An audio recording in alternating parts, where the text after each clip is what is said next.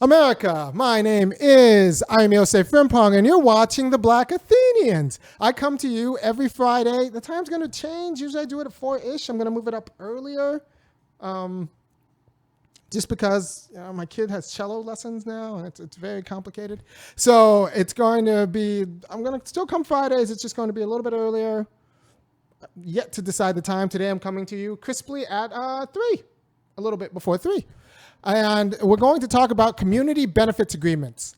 We're going to talk about community benefits agreements because community benefits agreements are very important for people who don't have a lot of money and might get eaten. Because we all hear stories about like the, people who used to live in Atlanta but then were eaten by the Olympics, or people who used to live in Sao Paulo.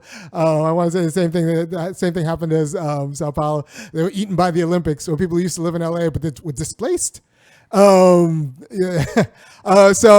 in other words, something titularly good, something that seems like it's going to be good, has a good title on it, titularly good, comes to your town and ends up displacing vulnerable populations. And black people, that's us.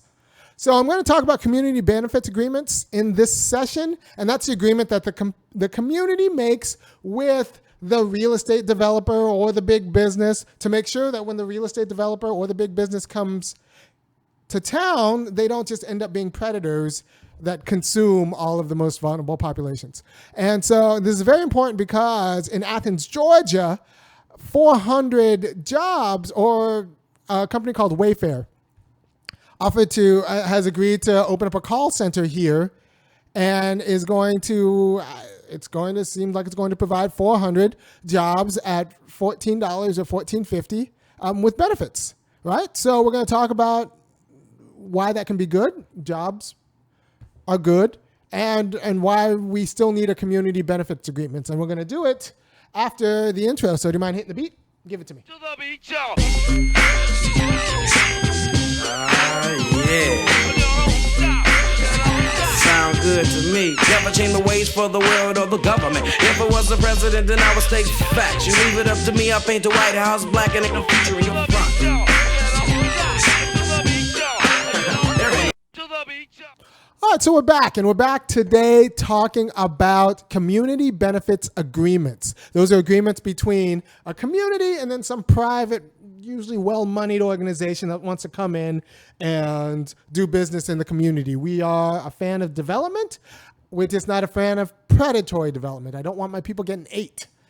So if you want to talk about, let's talk about a very famous community benefits agreement fight going on right now about the Obama Library. The Obama Library wants to start off in Chicago, the Hyde Park, actually a little bit east, that would be west of Hyde Park, a little bit west of Hyde Park, west and south, like Jackson Park or Washington Park area.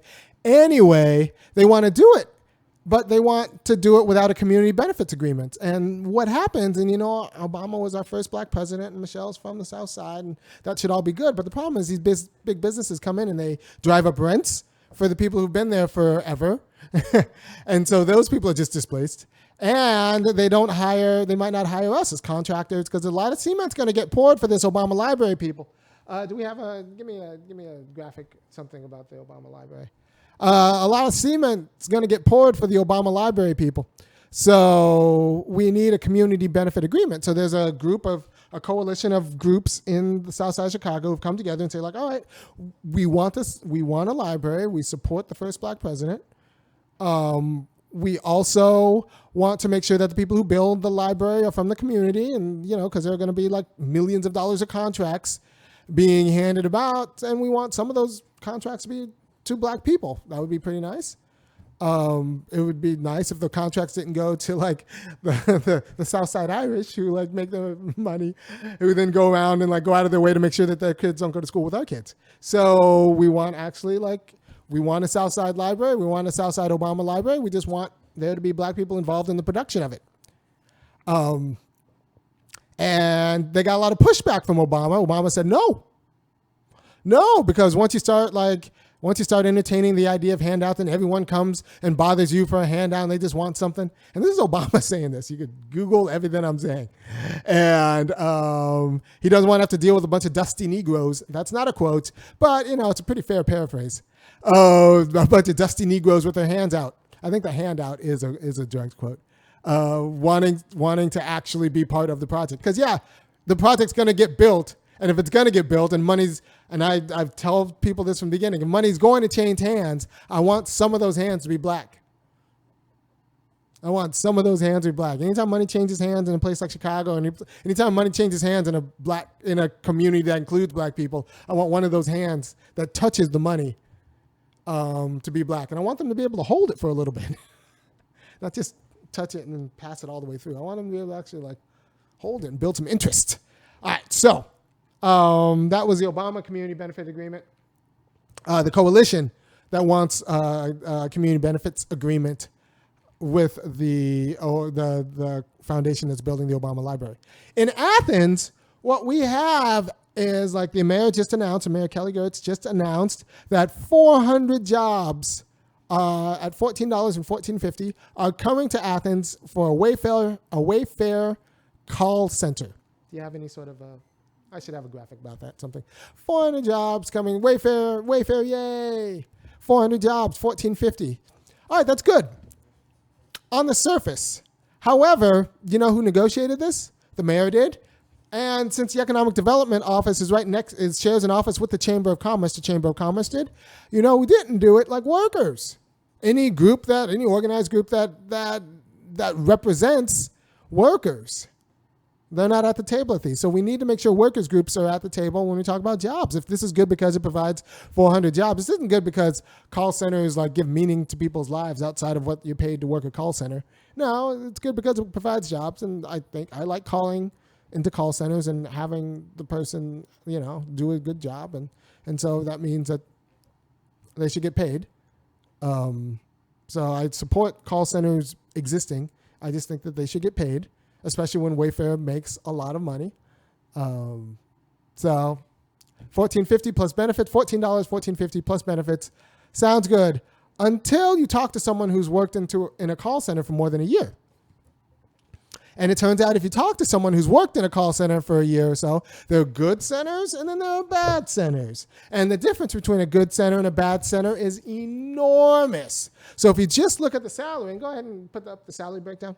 If you just look at you can put it over my face. I'll talk over it. If you just look at the salaries, it seems like this is kind of not the worst job. You're not going to make a career out of $14.50. It's a good entry-level job, but I want to see that eventually there's a place for me to go or we just enter at $20 and I don't have to go anywhere. It could just be my job. But since there's a big difference between $14 and $20, I want to see that there's a place for me to go. I want to know more about this bonus structure they talk about, and I want to know if there are scheduled pay increases. So there are a lot of things, and I want to know about the working conditions. Is it just am I on a windowless basement somewhere, or do I have breaks? And what kind of negotiation do I have over my schedule? Do I just have to give the hours that my direct supervisor tells me to give?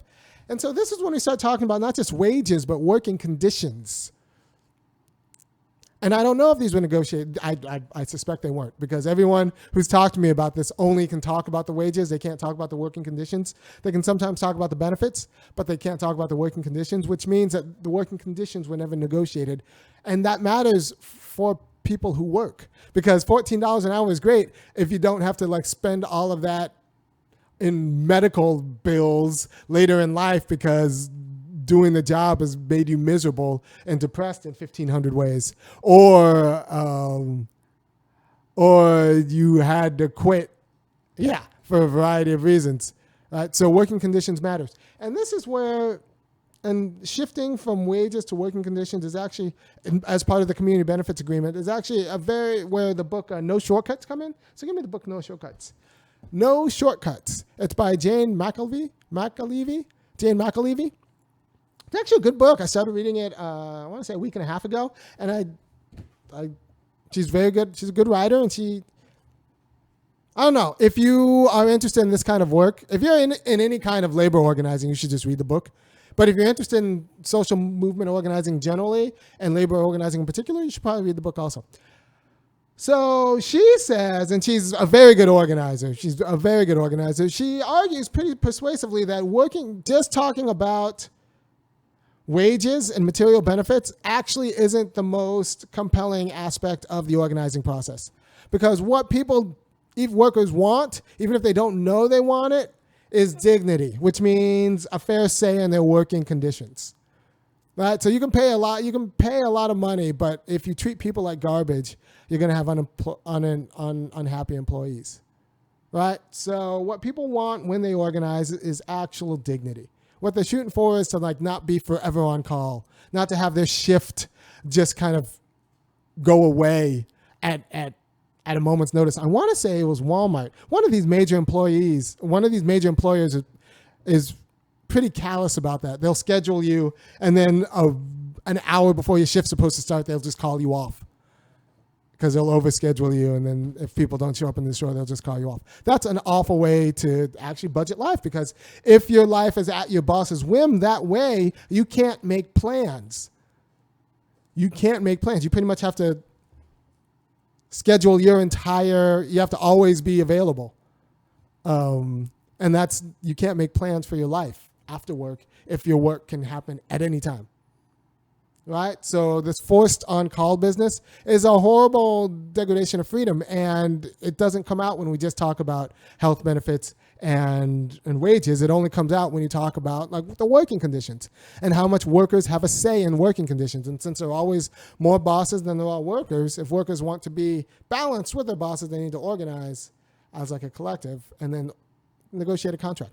So that's why when I talk about this with workers, I talk about the scheduled pay increases and a codified bonus structure, because the pay increase doesn't matter if it's not scheduled. It's just at your boss's whim. And black people, we work for a lot of white people. And do you really want to spend your working day sucking up to a white boss just for maybe, if you do the right hand stuff or whatever, that you'll get that raise if you give them the appropriate amount of reach around with the right pucker when you kiss their butt. No, you want a scheduled raise. That's why,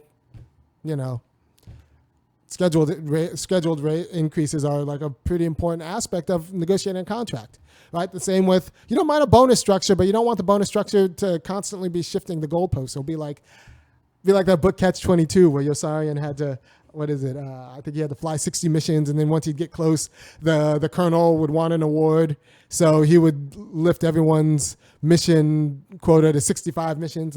You don't want your bonus structure like that. You want set bonus structure, so you can make a plan, because freedom is about being able to make a plan in your life and externalize it. If you don't know, that's what a lot of freedom is about. It's about being able to make a plan for your life and then have that plan come to fruition. And for that to happen, your life needs to be stable. And black people, America keeps us on our unstable, and that's why we can't build as well as we can for a variety of reasons. But scheduled pay increases, a codified bonus structure, those are institutions of freedom, because you're no longer at someone's arbitrary will, your white boss's arbitrary will. By the way, if you like anything I'm doing, go ahead and go to thefunkyacademic.com. What you really should do is a few things. You should sign up for a $5, $15, or $50 a month. $5, $15, or $50 a month donation. You should just become a member, because I give a quality of political education you didn't get in school, because your schools don't want you to get your fair share from your bosses. Their schools want you to just be acclimated to your bosses. They want you to have kind of a respectability politics variety. I say, no, your bosses are your enemies. You should get your fair cut. These human resources people are not your friends. These are people you negotiate your wages with. You and all your people should come together and get fair wages. So I'm making myself darn near unemployable by doing this every week, but I think it's important to get the knowledge to my people. Because if we're going to survive, it's not going to be by being polite. It's going to be by being able to fight for our cut of the profits.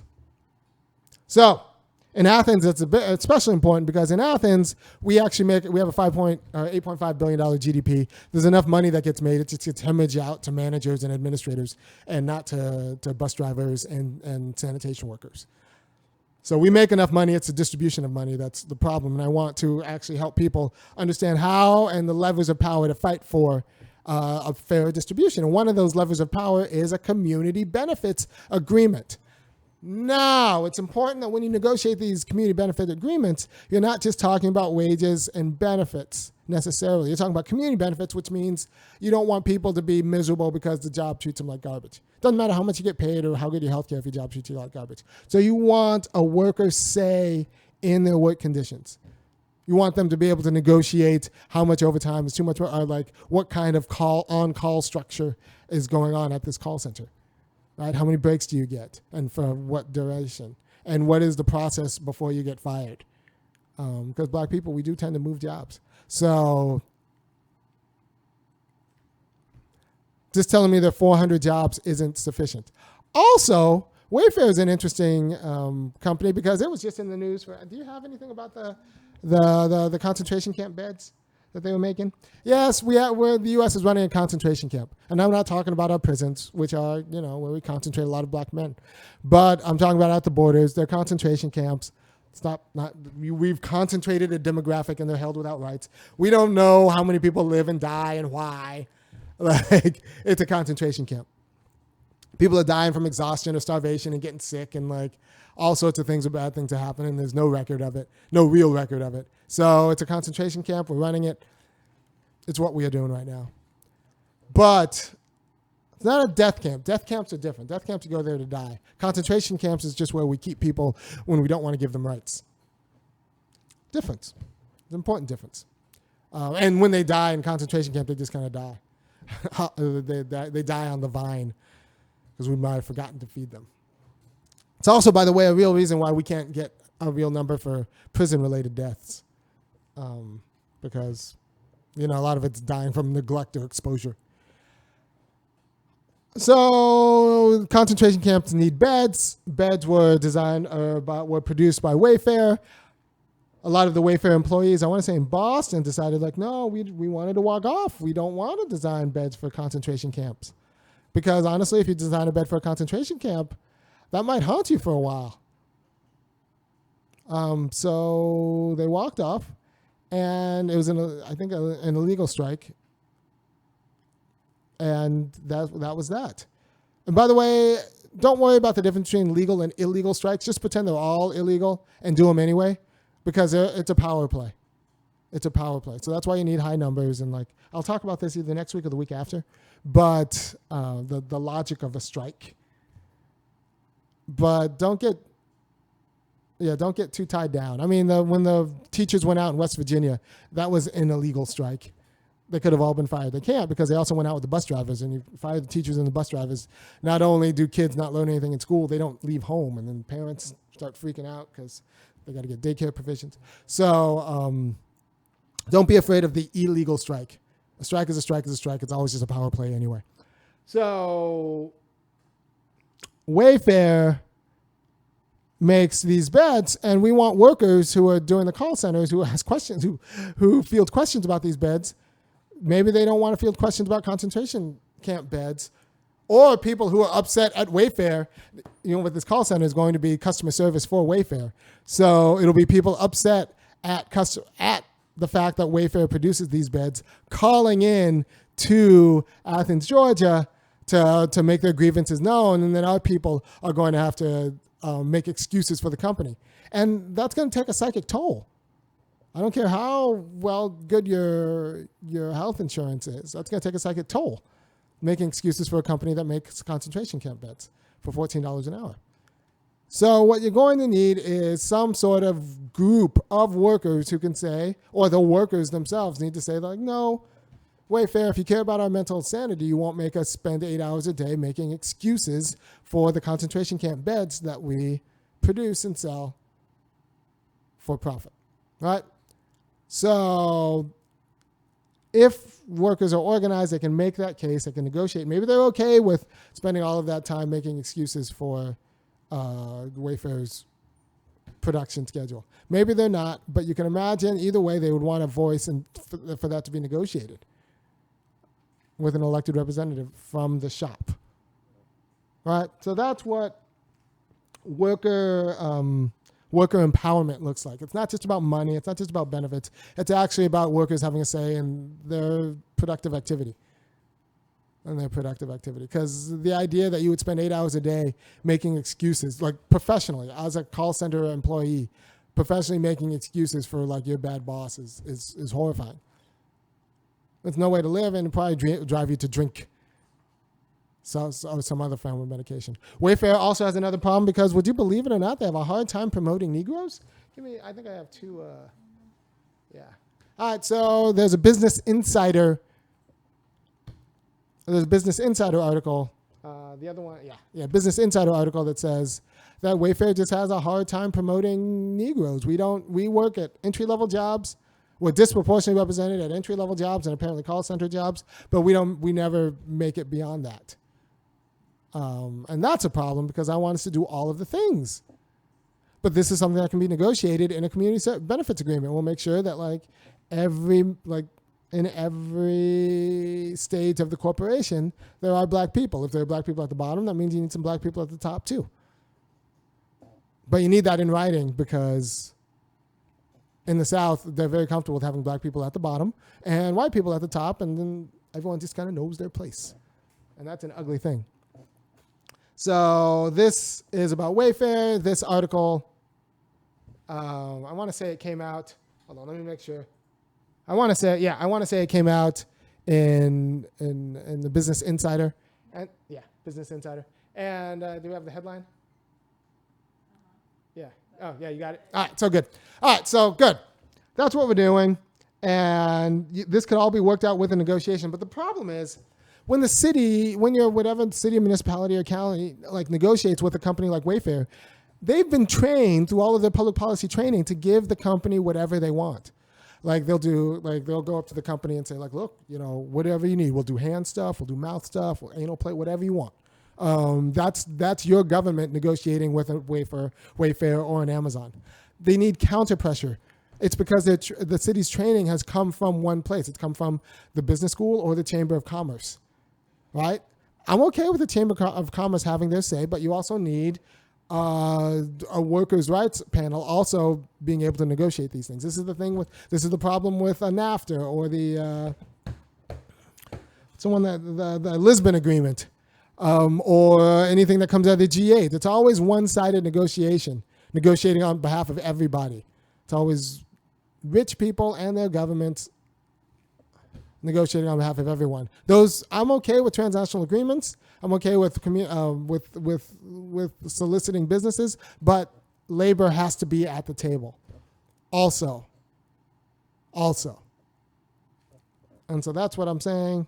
Because if you're not at the table, you're on the menu, and I'm tired of getting eaten. I don't want to be ate.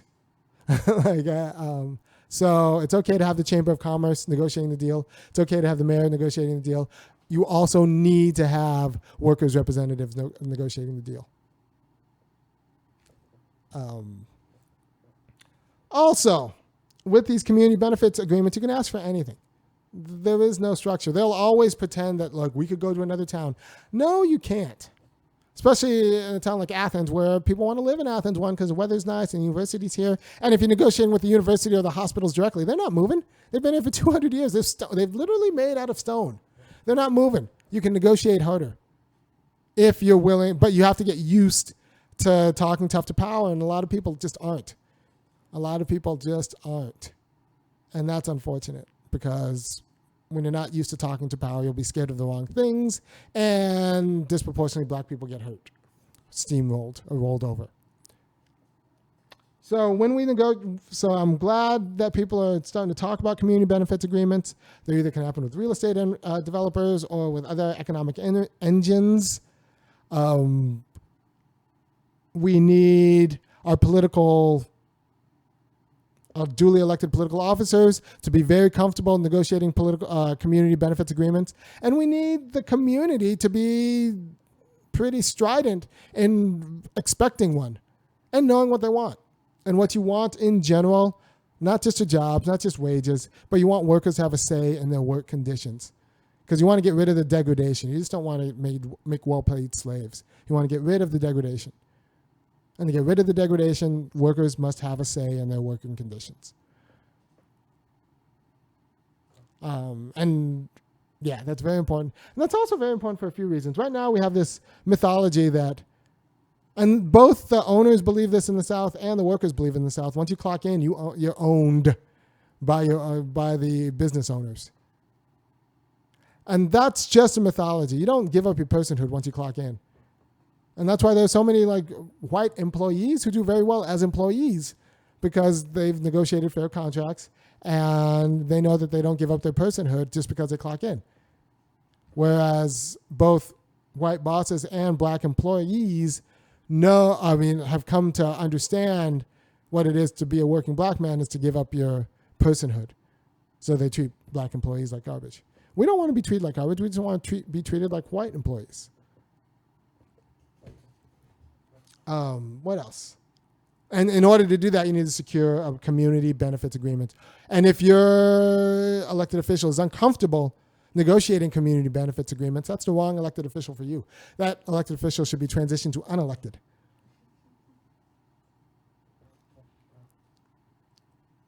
So yes, community benefits agreements are codified public document that clarify the real estate developers or the economic developers' promises to the community. And I think that's a beautiful thing, and we need to start advocating for them more and more earnestly. And if you agree, send this around to all of your friends. Not just all your friends, all the people you want to be your friends, all the people you're kind of scared of being your friends. Send this around because we need a nationwide talk about community benefits agreements and what we demand by right. And plus, if everybody gets a community benefits agreement, that means it raises the bar for everybody else, because even the threat of leaving becomes untenable. And with that, is there any other document that I think all of them? Good. All right. So with that, I hope you spread this around. I'll see you next week, and peace.